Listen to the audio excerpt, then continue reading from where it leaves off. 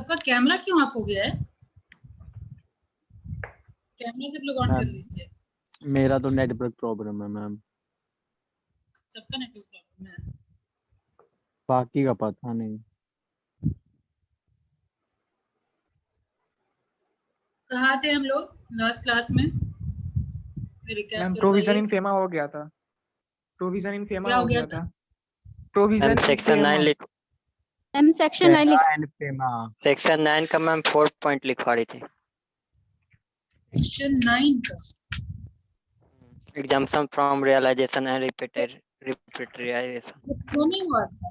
Section 9 3 का point हो कौन सा गया था point? मैम। 4 अरे रुक लिखवाई जाओ थी एक ma'am, minute. Foreign exchange held by a person. Complete हो गया था, held by a person. No ma'am, इतना ही तक हुआ था। उसके बाद डिस्कनेक्ट हो गया था। तो काफी गैप हो चुका है, तो इसलिए पहले रिकॉल कर लूं क्या क्या पढ़ा हम लोगों ने फेमा में। शुरुआत कैसे हुई थी फेमा की? समित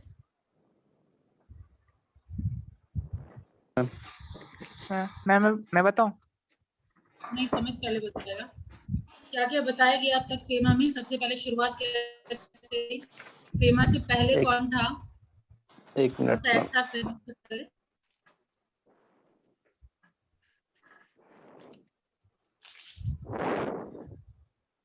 सब भूल के बैठ गए।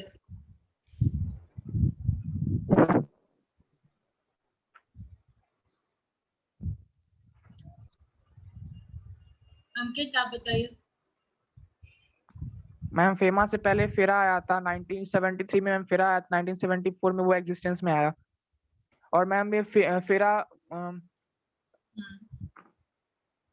मैम इसका स्ट्रिक्ट रूल्स और रेगुलेशन था सर्टेन काइंड्स ऑफ पेमेंट पे, जो कि डील करता था फॉरेन एक्सचेंज एंड सही है। एक्सपोर्ट एंड मैम जो कि डील करता था foreign exchange and export and imports of currency पे। मैम एक दो पॉइंट मैं भी बोलूं? 1 मिनट कंप्लीट हो जाने दीजिए। ठीक है अंकित, आगे। मैम इसके बाद मैम उस समय अटल बिहारी वाजपेयी जी का गवर्नमेंट था, और उसी समय ये फेरा फेमा में रिप्लेस्ड हुआ। मैम फेरा फेमा में रिप्लेस्ड हुआ था। Yes ma'am. उस जब जिस रिप्लेस समय हुआ तो किसकी गवर्नमेंट थी? मैम अटल बिहारी वाजपेयी जी की गवर्नमेंट थी। ठीक है, हो गया, इतना ही बताना था। नो मैम, और भी बताना है मैम। फेमा में अटल बिहारी वाजपेयी की गवर्नमेंट थी और फेरा में इंदिरा गांधी की गवर्नमेंट थी। और मैम टोटल सेक्शन फेरा में टोटल सेक्शन 81 और फेमा में टोटल सेक्शन 49 है। Very good. Ma'am the definition of authorised person in फेरा इज नैरो और फेमा में वाइडन है मैम। इसका डेफिनेशन ऑथराइज पर्सन मैम का, ठीक है। हाँ। ऑथराइज और पर्सन मैम को अपॉइंट कौन करेगा? सृष्टि, ऑथराइज पर्सन को अपॉइंट करने की रिस्पांसिबिलिटी किसकी? मैम वो मनी चेंजर करके था। वो तो डेफिनेशन है ना, ऑथराइज पर्सन कौन कहलाएंगे? मनी चेंजर कहलाएंगे और ऑफशोर बैंकिंग होगा, वो सोल सब तो खैर बैंकिंग है। डेफिनेशन में आ गया। लेकिन अपॉइंट कौन करता है? अपॉइंट याद ही नहीं आ रहा। अगर आप अपना नोट्स खोलेंगे उसमें आप कौन से पेज में, शायद फर्स्ट पेज में, जब आपको प्रोविजन इन फेमा लिखाया जा रहा था, उसमें देखिए मैम फर्स्ट ये पॉइंट। फॉरेन करेंसी एक्सचेंज होगा तो कंपनी मनी चेंज होगा। सबसे पहले जो क्वेश्चन मैं पूछ रही मैम हूँ उसका आरबीआई। ऑथराइज, हाँ हाँ आरबीआई ही RBI। ऑथराइज पर्सन यस को। मैम। आप लोग लिखे नहीं हुए हैं क्या सृष्टि? मैम लिखे हैं, नोट्स अभी नहीं खोले हैं। वही। अब खोलिए, क्लास शुरू हो चुकी है, अब कब खोलेंगे? Yes ma'am. कैमरा क्यों ऑफ है आपका सृष्टि? मैम मैं घर आ गई हूँ तो थोड़ा बहुत कैमरा ऑन करने पे डिस्कनेक्ट हो जा रहा है। चलिए, और हम लोगों ने क्या किया था? प्रोविजंस के बारे में डिस्कशन हुआ था, है ना। Administrative Yes, role ma'am. किसका होगा फेमा में? आरबीआई का, ठीक है। Yes, ma'am. आगे बढ़िए और लिखिए अब यहाँ पे जो पॉइंट आप बोल रहे थे उसको कंटिन्यू करिए। यानी कौन सा point? Foreign exchange held bye है पर्सन। हाँ, held by a person resident in India. Held by a person resident in India. अब पर्सन रेसिडेंट इन इंडिया किसको बोलेंगे हम लोग? रेसिडेंसी स्टेटस कैसे पता चलता है पर्सन रेसिडेंट इन इंडिया है या नहीं है?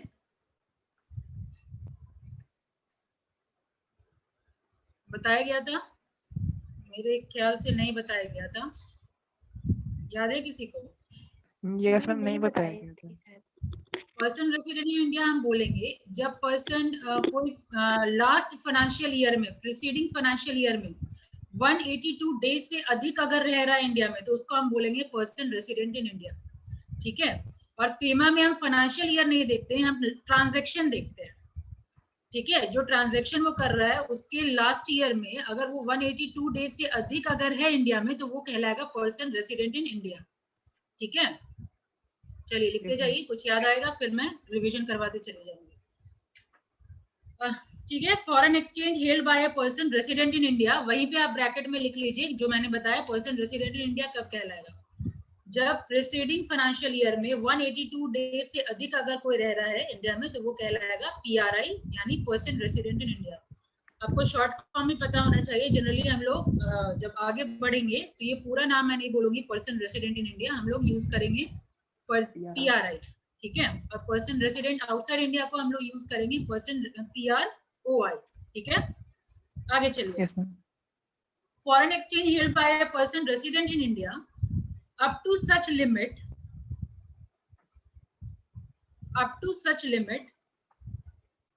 as the RBI may specify.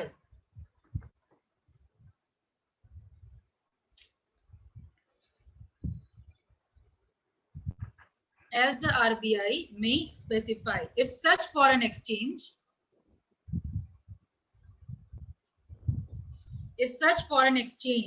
was acquired by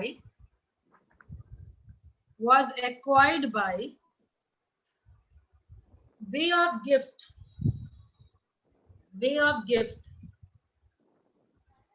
or inheritance,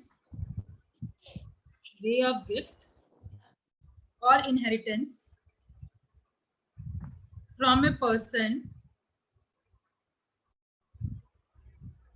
referred to in clause C, any income, clause C, including any income arising therefrom.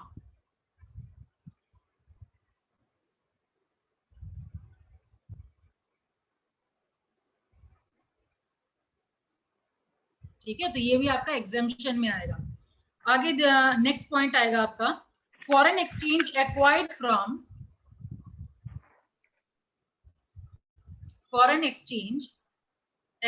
From employment,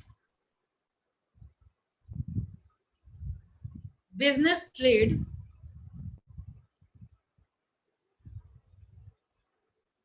comma देते जाइए, employment comma business trade comma vacation,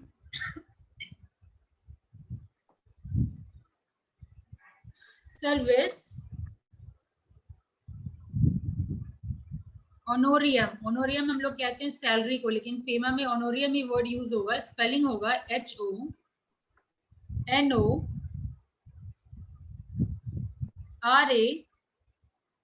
HONORARIUM, bracket में salary लिख सकते हैं आप लोग, लेकिन term आप यूज करेंगे ऑनोरियम, कॉमा गिफ्ट्स,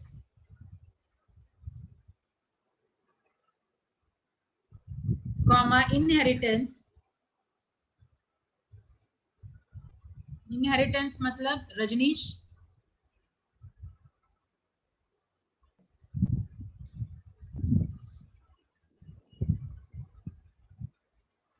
नहीं पता मैम। सीमा,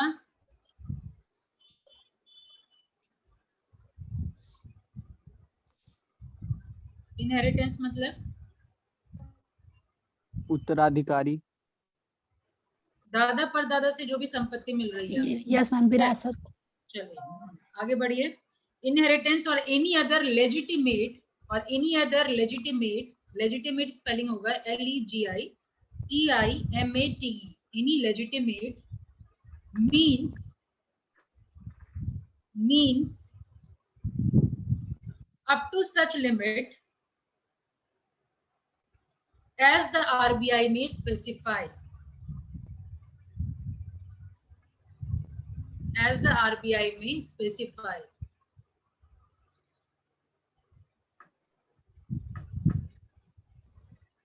गया। और लास्ट पॉइंट अब इसी का लिखिए, एग्जामिशन का लास्ट पॉइंट क्या, एज द आरबीआई में स्पेसिफाई हो गया ना? यस मैम, हो गया। आगे मैम, बढ़िए। 6 नंबर लिखना है। कौन सा नंबर हुआ? 4th, Fifth. हाँ 5th हुआ last point. Yes, ma'am. Such other receipts, 5th point हुआ। Such other receipts as in foreign exchange, such other receipt in foreign exchange as RBI may specify, as RBI may specify, यानी RBI जो भी specify करेगी, जितना limit RBI तय करेगी उतना limit तक वो अपना फॉरेन एक्सचेंज रिपेलिएट कर सकता है। ठीक है। और लास्ट में अब लिखिए, मतलब अलग टॉपिक जाएगा, एडमिनिस्ट्रेशन ऑफ द एक्ट। इसकी एडमिनिस्ट्रेशन की रिस्पॉन्सिबिलिटी किसकी? आरबीआई की। आरबीआई रूल्स एंड रेगुलेशन बनाएगी, लेकिन किससे कांटेक्ट करके, किससे कंसल्ट करके? सेंट्रल गवर्नमेंट से कंसल्ट करके। ठीक है, ये पॉइंट आप लोग लिख लीजिए, एडमिनिस्ट्रेशन ऑफ दिस एक्ट। ठीक है, रेगुलेशन आरबीआई बनाती है, रूल्स वगैरह जो भी बनाएगी सेंट्रल गवर्नमेंट बनाएगी। ठीक है, तो आरबीआई करेगी एडमिनिस्ट्रेटिव, लेकिन कंसल्ट करके सेंट्रल गवर्नमेंट से। ये पॉइंट लिख लीजिए, administration of the act. FEMA has assigned an important role to the RBI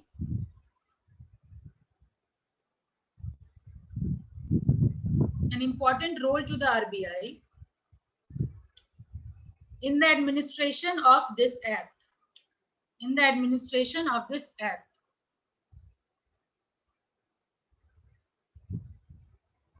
Full stop. नैना भारती, आपका भी कैमरा ऑफ होने लगा? मैम कर रहे हैं। ये गलत बात है, जब रूल्स बनाया गया है तो उसको फॉलो करना चाहिए सारे लोग। मुझे फील होना चाहिए ना कि क्लासरूम में पढ़ा रही हूँ, तो ऐसे तब तो मैं ऐसे ही आईना को देख के पढ़ा लूं फिर, अगर खुद को ही देखना है। चलिए, मैक्सिमम लोग, जितने लोग कैमरा ऑन रख सकते हैं कैमरा ऑन रखिए। जिसका नेटवर्क प्रॉब्लम है, सबका नेटवर्क प्रॉब्लम होना शुरू हो जाएगा। ठीक है, क्या था लास्ट लाइन बताइए। Ma'am, FEMA has assigned an important role to the RBI in the administration of this act. ठीक है, full stop. The rules, regulation and norms, the rules, regulation and norms pertaining to ma'am regulation के बाद क्या बोले? norms, NORMS,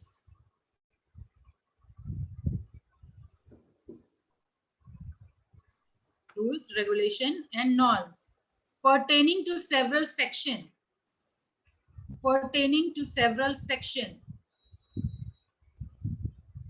of the act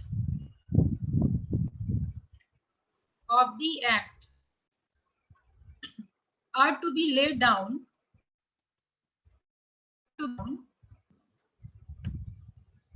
Ma'am, are to by be laid the down the RBI. Ma'am, repeat आवाज नहीं कीजिएगा। आ रहा ठीक। Ma'am repeat कीजिएगा। मैम रिपीट कीजिएगा। आप बताइए, क्या एक्सप्लेनेशन तो हो चुका है ना? एक्सप्लेनेशन पार्ट तो ऑलरेडी हो चुका है। बताइए कौन करेगा रूल्स, रेगुलेशन, नॉर्म्स वगैरह कौन करता है? कौन लीड करता है? लीड मैंने बताया LAID, यानी कौन बनाता है? कौन बनाता है बताइए? RBI।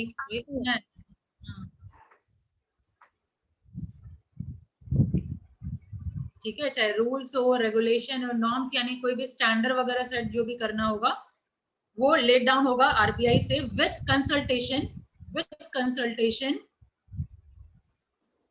ऑफ द, सेंट्रल किसका गवर्नमेंट कंसल्टेशन? मैम, सेंट्रल हाँ, गवर्नमेंट। लिख लीजिए, सेंट्रल गवर्नमेंट। लिख लीजिए, consultation of central government, full stop.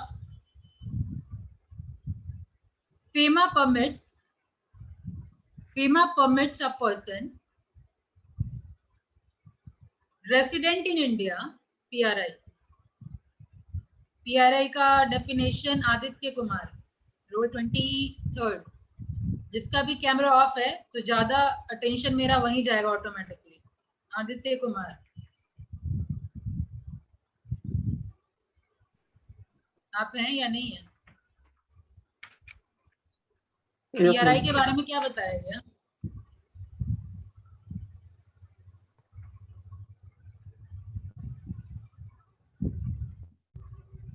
Aditya, ma'am resident in India के बाद क्या बोले? एक मिनट। आदित्य, तो आपको एब्सेंट मान लिया जाए? ये आदित्य कुमार है कौन भाई? हम लोग का क्लास ये रेगुलर कर रहा था। आता था मैम, लास्ट टाइम में आने लगा था ये। अभी भी गायब ही है, इसको गायब ही मानेंगे अगर आप रिस्पॉन्ड नहीं कर रहे हैं, मतलब गायब है लॉगिन करके। इंश्योर करिए जब मैं अटेंडेंस बनाऊं तो याद दिला दीजिएगा कि ये एब्सेंट मार्क करो। नेक्स्ट, पवन, रोल 17। पवन, आप हैं? Yes ma'am, yes ma'am. बताइए पीआरआई के बारे में क्या बताया मैंने?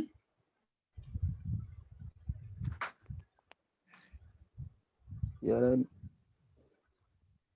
रेसिडेंशियल बोले ना मैम। पीआरआई, अच्छा ठीक है, फुल फॉर्म ही बताइए।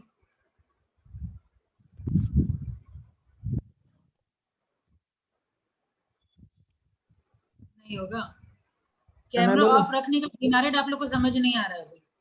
जब कैमरा ऑफ करेंगे तो आप रिलैक्स मोड में ऑटोमेटिकली चले जाएंगे। अगर पढ़ना है तो कोशिश करिए कि कैमरा ऑन हो। मैम ठीक है, नेटवर्क प्रॉब्लम है बस। तो वही मैं बता रही हूँ। तो अगर नेटवर्क प्रॉब्लम तो आपको अलर्ट होना था। अभी पीआरआई का डेफिनेशन बताया गया। अगर आप कैमरा ऑफ करके आंसर दे रहे हैं तो मुझे कोई प्रॉब्लम नहीं है, मतलब आप अलर्ट हैं। लेकिन आंसर नहीं दे रहे हैं मतलब आप अलर्ट नहीं है। अभी तुरंत डिस्कशन हुआ। सीमा, यस मैम। बताइए पीआरआई क्या बताया गया? मैम वो एडमिनिस्ट्रेशन करते हैं, उसके द्वारा PRI किया का जाता है। पहले क्या मैम? पीआरआई का फुल फॉर्म बताइए। पीआरआई का फुल फॉर्म? मैम हम बताए फुल फॉर्म। अरे रुक भी जाइए, आ रही हूँ मैं, आपके पास भी आ रही हूँ। क्या है रोल नंबर आपका? आपका सिर्फ मैम मेरा person resident in India. Person resident India कब कहलाएगा?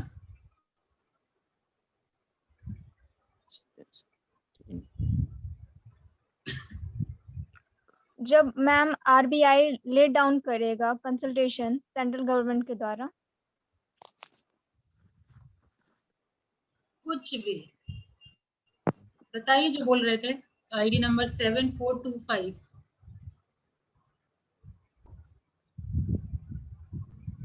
कौन बोलना चाह रहे थे अभी?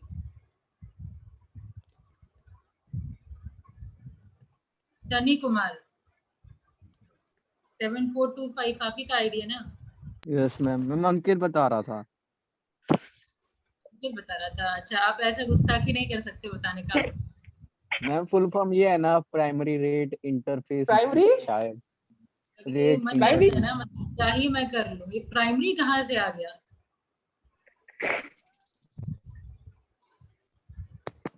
नेक्स्ट क्लास से इंश्योर करिए या तो कैमरा ऑन हो, नहीं अगर कैमरा ऑफ रखते हैं तो जब मेरे पास कोई भी क्वेश्चन आएगा तो आप लोग को आंसर देना होगा, नहीं तो लॉग इन मत करिए। मैम मेरा नेटवर्क सच्ची में बहुत खराब है, अंकित से पूछ लीजिए। ठीक है, ऑफ रखिए ना, तो आंसर देने में क्या प्रॉब्लम है? ऑफ रखने के बाद तो नेटवर्क सही रहता है। शोभा बताइए पर्सन रेसिडेंट इन इंडिया के बारे में क्या बताइए।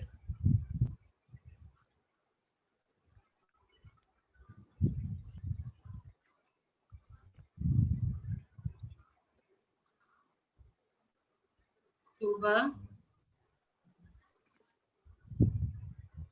करियर के साथ खेल रहे हैं आप लोग। अगर लॉगिन करके अगर आप अटेंटिव नहीं है तो अपने करियर के साथ खेल, और रिजल्ट के रिस्पॉन्सिबल कोई और नहीं होगा। सुबह आंसर नहीं आएगा आपकी तरफ से भी? बताइए रुचि क्या बताया गया? पीआरआई किसको बोलेंगे हम लोग?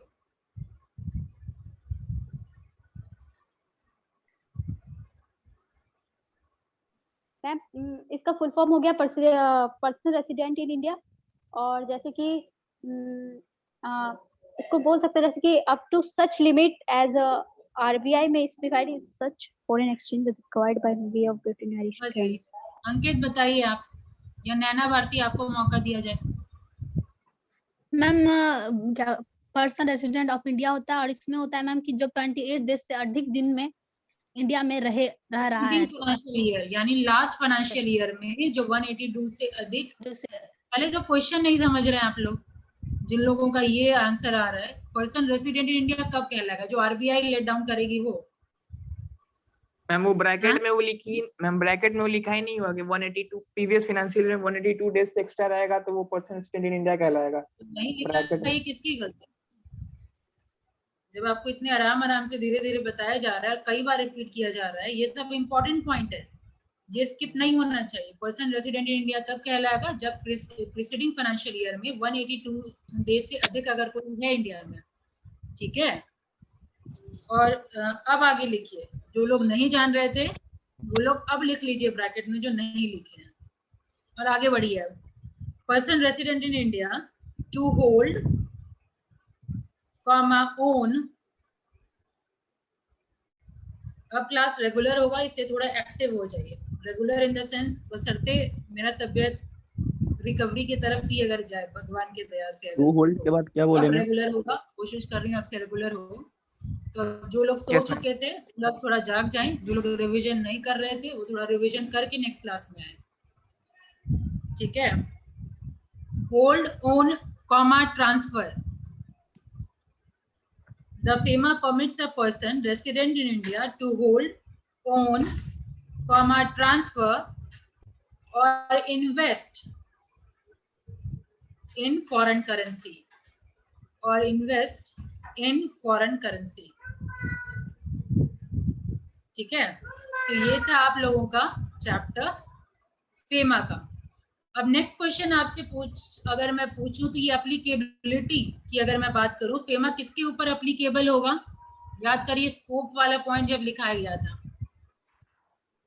फेमा चैप्टर आपका खत्म हो गया, ठीक है। लास्ट लाइन, पहला लाइन तो एक्सप्लेनेशन हो चुका था, लास्ट लाइन का मतलब है फेमा परमिट करती है पीआरआई को कि वो कोई भी प्रॉपर्टी होल्ड कर सकता है, खरीद सकता है, ट्रांसफर कर सकता है, इन्वेस्ट कर सकता है फॉरेन एक्सचेंज में, जितना भी आरबीआई जो भी रूल्स एंड रेगुलेशन बनाएगी उस लिमिट तक, ठीक है। अगर लिमिट से बाहर अगर करेंगे तो फिर जो लोग न्यूज में हैं आपके वो हालत होगा, ठीक है। अब अगर मैं बात करूं एप्लीकेबिलिटी की, तो एप्लीकेबिलिटी मतलब फेमा किसके किसके ऊपर अप्लाई होगा, तो किसके किसके ऊपर अप्लाई होगा? स्कोप वाला पॉइंट याद करिए जब फेमा शुरू हुआ था। यस मैम, जितना भी ब्रांच एसेट पे क्या? नहीं it applies in all the branches and offices. Yes ma'am, agency outside India. अब मिला दिया सारा पॉइंट, आपको दो दिया गया था। सबसे पहला पॉइंट होल ऑफ इंडिया। अब देखिए इसमें क्वेश्चन किसी भी तरीके से पूछ सकता है, या तो अगर स्ट्रेट फॉरवर्ड पूछेगा तो स्कोप भी पूछ सकता है, एप्लीकेबिलिटी भी पूछ सकता है, तो कंफ्यूज नहीं होइएगा। या इसके अलावा आपको एग्जांपल के थ्रू पता है, जैसे मान लीजिए अगर टाटा ने एक्वायर किया जैगुआर लैंड रोवर, ठीक है, तो क्या फेमा जो है एप्लीकेबल होगा उसके ऊपर? जैगुआर बाहर की कंपनी है, लैंड रोवर बाहर की कंपनी है, इंडिया की कंपनी है नहीं। लेकिन अगर टाटा एक्वायर कर लेता, टाटा तो इंडियन कंपनी है ना? हाँ मैम होगा। बात आ रही है समझ में? टाटा इंडियन कंपनी है। Yes ma'am. क्या होगा अप्लीकेबल, ठीक मैम है, होगा। अप्लीकेबल होगा। कहीं अगर बाहर की, याद करिए सेकेंड पॉइंट, पहला तो होल ऑफ इंडिया आप समझ गए, दूसरा Yes, पॉइंट ma'am. इंडिया मतलब इंडिया में जो भी कहीं भी इंडिया में कोई भी ऑफिस हो, कोई भी लोग हो, उसके ऊपर अगर फॉरेन करेंसी में अगर वो डील करेगा तो उसके ऊपर फेमा एप्लीकेबल होगा। इसके होगा, अलावा yes. अगर बाहर कोई अगर कंट्रोल ले रहा है, person resident in India PRI अगर कंट्रोल कर रहा है बाहर की किसी कंट्री मतलब किसी कंपनी के ऊपर, तो वो अगर कंट्रोल कर रहा है तो अगेन इंडियन आ गया ना, कंट्रोल इंडियन के पास Yes, आ ma'am. गया ना, तो एप्लीकेबल होगा। Yes, ma'am. या अगर Yes, ma'am. बाहर की कोई कंपनी है, जैसे एग्जांपल अगर मैं बोलूं माइक्रोसॉफ्ट, अगर वो इंडिया में काम कर रही है तो क्या एप्लीकेबल होगा? अगर वो इंडियन लोग उसको कंट्रोल कर रहे हैं, यहाँ इंडिया की ऑफिस अगर इंडियन लोग कंट्रोल कर रहे हैं लेकिन No, ma'am, कंपनी है नहीं होगा। बाहर की, तो No, क्या no, उसके ma'am, ऊपर नहीं होगा। एप्लीकेबल होगा? No, होगा। ma'am. फॉरेन कंपनी इंडिया है का लेकिन है। अगर कंट्रोल इंडियन के हाथ में है, अच्छा, कंट्रोल अगर इंडियन के हाथ में है, इंडिया की ऑफिस के हाथ में अगर कंट्रोल है, इंडिया के लोग कंट्रोल कर रहे हैं, तो उस पे कंट्रोल होगा। अब यही ऑफिस कहीं दुबई में है, दुबई वाला ही कंट्रोल कर रहा है, तो वहां पे एप्लीकेबल नहीं होगा, ठीक है।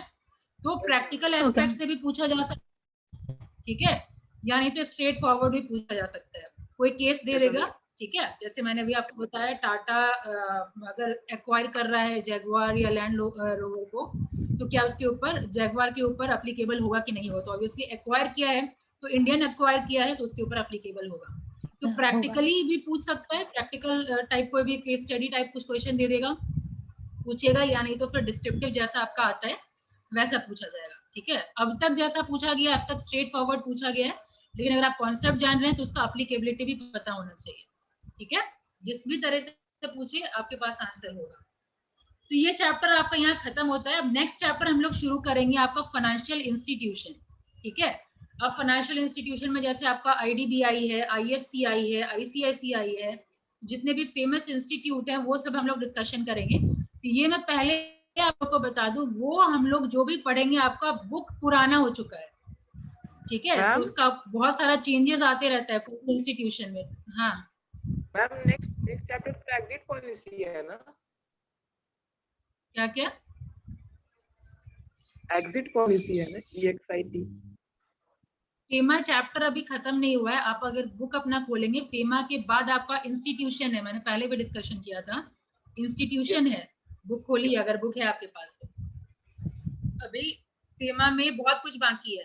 फेमा चैप्टर दिया है लेकिन फेमा टॉपिक खत्म है। आप लोग की बुक में कैसे दिया हुआ? फेमा टॉपिक के अंदर और उसी के चैप्टर में घुसा दिया है आपका इंस्टीट्यूशन, आरबीआई के बारे में, ठीक है, मॉनेटरी पॉलिसी, फिस्कल पॉलिसी, सब उसी चैप्टर में घुसा दिया है। फिर नेक्स्ट चैप्टर आपका है एग्जिट पॉलिसी, ठीक है। इससे पहले डिस्कनेक्ट हो जाए, मैं फटाफट आप लोग का अटेंडेंस ले लूं।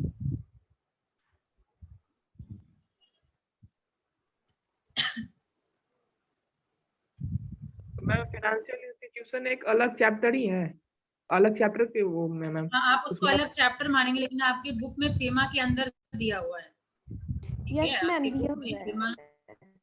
फेमा के अंदर ही दिया हुआ है। तो वो डेटा वगैरह जो है ना उसका, वो पुराना है।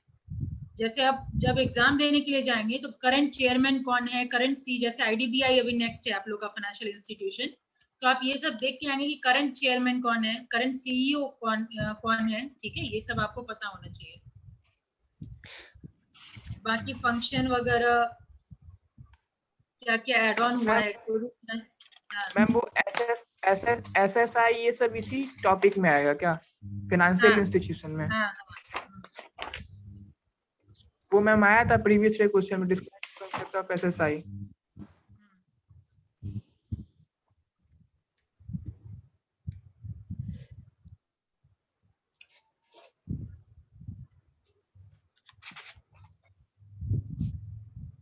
इमरजेंसी के लिए स्क्रीनशॉट लेके रख लीजिए अंकित, वैसे अभी तुरंत बन ही जाएगा।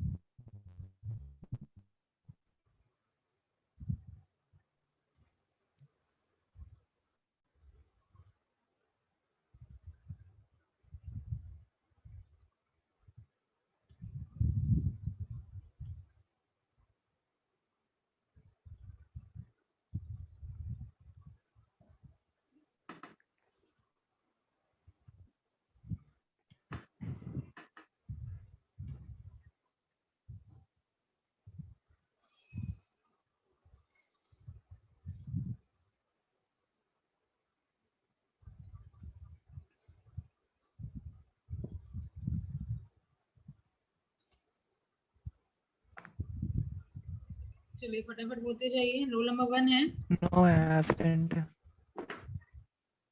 2, नो मैम, 3, 3, नहीं है ma'am. 4, present ma'am, I am 4, 5, 5, absent है ma'am 5। 6, present ma'am.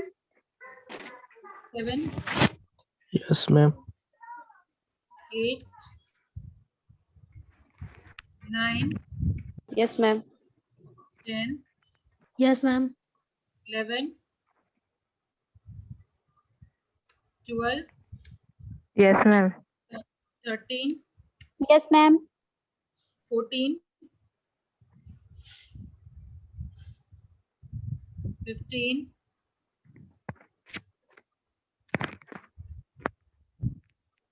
16, Yes, ma'am. 17, Yes, ma'am.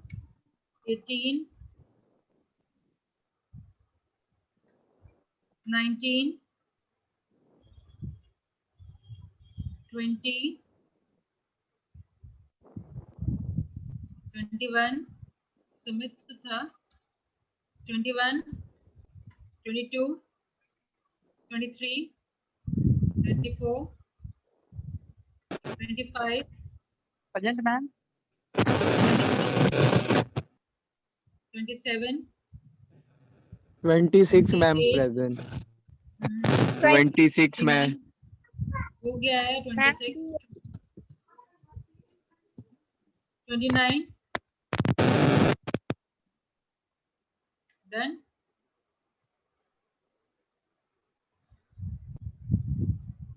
ठीक है, हम लोग मिलते हैं फिर नेक्स्ट क्लास में। मैम और नेक्स्ट क्लास में अब प्रॉपर फ्लो में क्लास चलेगा, इसीलिए प्रॉपर रिवाइज करके आइए, क्योंकि पता है नेक्स्ट क्लास शुरू होने से पहले लास्ट क्लास का मैं पहले पूछती हूँ, फिर आगे बढ़ती हूँ, है ना।